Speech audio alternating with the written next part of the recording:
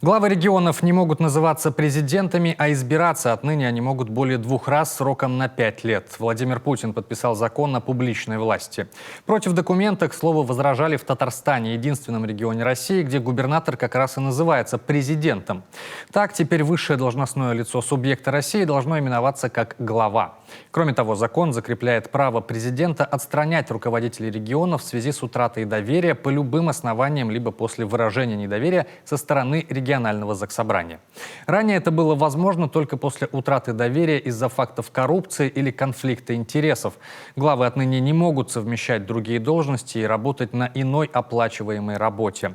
Им также не разрешается входить в руководящий состав иностранных некоммерческих организаций, а в случае выезда на постоянное место жительства за границу или при наличии гражданства иностранного государства или вида на жительство их ждет отрешение от должности главы региона.